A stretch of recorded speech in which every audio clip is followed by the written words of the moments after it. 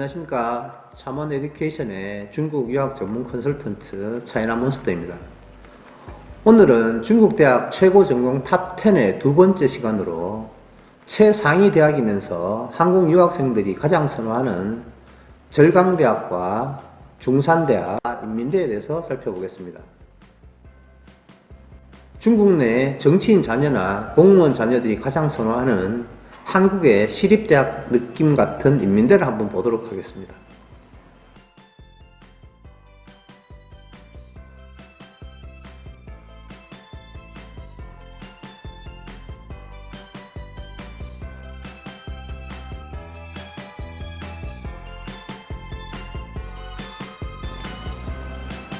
역시나 인민대 최고 전공을 보면 기존 다른 학교들과 다른 심플함이 존재하는데, 인민대는 의대나 이공계열이 없다 보니 실제로 중국 내 위상과 세계 대학 내 위상에서는 많은 격차를 보입니다. 역시 최고 전공은 금융학, 재정학, 회계학, 금융공정, 경제학 같은 상경계열이 강세고요.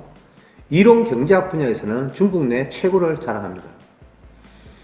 다른 대학 내에서는 찾아볼 수 없는 인력 자원 관리나 법학, 신문 방송 등 전체적으로 공공 부분에 대한 전공들이 많이 보입니다. 많은 중국 내 정부기관이나 국책은행에 인민대 출신들이 진출하는 가장 큰 이유가 이런 공공성 있는 전공들의 강세가 있는데, 물론 그 장단점이 있겠지만 유학생들 입장에서 보면 타 대학에 비해서 글로벌 스탠다드보다는 중국 시스템에 많은 것들이 맞춰져 있다는 것을 느끼실 겁니다. 입시 명문대학들을 살펴보았고, 우리 한국 학생들이 가장 많이 가는 대학인 절강대를 살펴보도록 하겠습니다.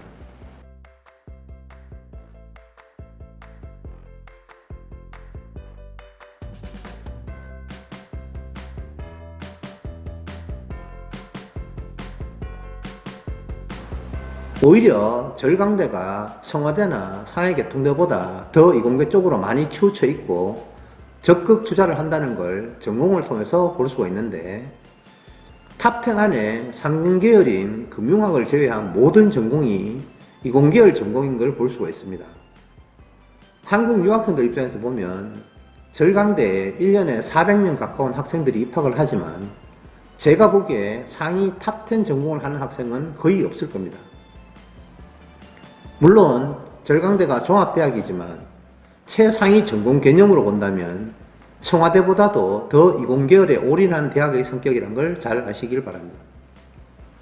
단순하게 유학원들이 비입시 중국 내 탑3 대학임을 강조하면서 정확한 학교의 특성을 이야기하지 않고 특정 전공 몇 개로 학생들을 넣으면서 여러 문제들이 발생을 하는데, 솔직히 말해서 대외하는 입학을 생각하는 학생들 입장에서는 절강대보다는 추후에 나오는 사범대학에 가서 전공을 하는 것이 훨씬 좋다는 생각입니다.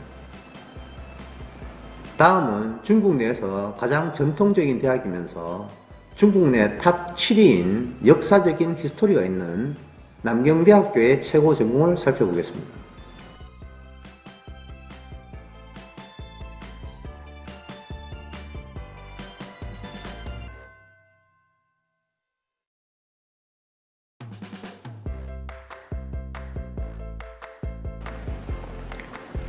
남경대학의 전공을 보면 북경대와 가깝다는 느낌이 복단대보다는 더 많이 떠오르실 겁니다. 북경대와 비슷한 역사적인 학교인 만큼 인문계열이나 상경계열, 공학계열들이 골고루 밸런스를 갖추고 있다는 걸 알 수 있습니다. 그러다 보니 우리 유학생들이 모르는 융합 전공들이 보이는데도 제가 아는 유학생 중에 거기를 아는 학생들이 하나도 없습니다. 추후에 앞으로 미래 발전 가능한 전공들을 업로드할 때 별도로 알려드리도록 하겠습니다. 그리고 눈에 띄는 전공 중 하나가 천문학인데, 그 역시 중국의 전통적인 학문 분야가 발전한 곳이라고 보면 될 것입니다. 다음은 광동성 광저우에 위치한 가장 중국적인 중산대학에 대해서 알아보도록 하겠습니다.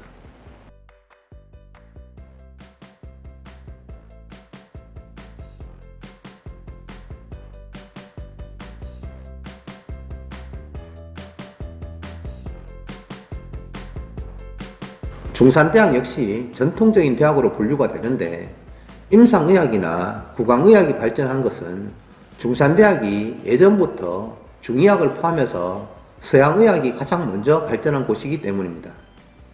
지금도 중산대는 전통적 의학과 현대적 의학이 콜라보되어 있는 중요한 전공이라고 보시면 됩니다.